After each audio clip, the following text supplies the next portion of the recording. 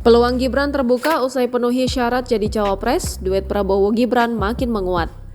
Putusan Mahkamah Konstitusi yang menyatakan seseorang yang pernah menjabat sebagai kepala daerah atau pejabat negara lainnya yang dipilih melalui pemilu bisa mencalonkan diri sebagai presiden atau wakil presiden meski berusia di bawah 40 tahun bakal mengubah peta politik saat ini.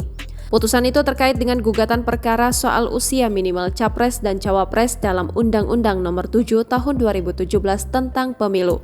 Putusan itu dibacakan dalam sidang di Gedung MK Jakarta Pusat pada Senin 16 Oktober 2023. Salah satu figur politikus yang disebut-sebut diuntungkan dengan putusan MK itu adalah Wali Kota Solo Gibran Rakabuming Raka.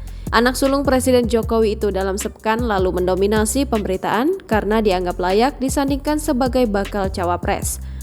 Bahkan di beberapa daerah muncul baliho sampai reklame yang memampang wajah Gibran bersebelahan dengan bakal capres Prabowo Subianto. Padahal saat ini Gibran merupakan kader PDIP, partai berlambang banteng bermoncong putih itu sudah mengusung Ganjar sebagai bakal capres. Sebelum putusan MK, peluang Gibran masuk ke dalam bursa Pilpres 2024 masih tertutup karena usianya belum memenuhi persyaratan. Namun, kini setelah putusan itu ditentukan, maka pintu untuk Gibran sangat terbuka.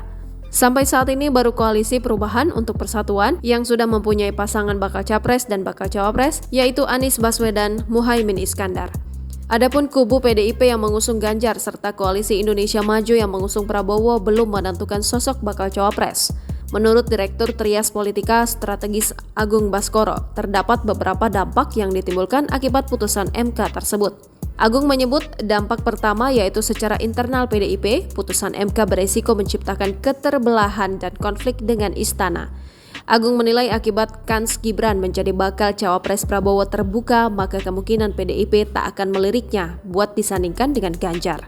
Lanjut Agung, jika PDIP memaksakan menduetkan Ganjar dengan Gibran, maka tujuan utama mereka mendapatkan sosok pasangan pemimpin bercorak nasionalis religius tidak terpenuhi. Dampak kedua, secara eksternal putusan MK membuat kompetisi Pilpres semakin kompetitif. Menurutnya, jika Gibran jadi maju sebagai cawapres, maka dia akan secara langsung mendapatkan restu sang ayah. Agung menambahkan di titik inilah Ganjar dan Anies perlu bekerja lebih ekstra demi lolos putaran kedua dan memastikan kemenangan.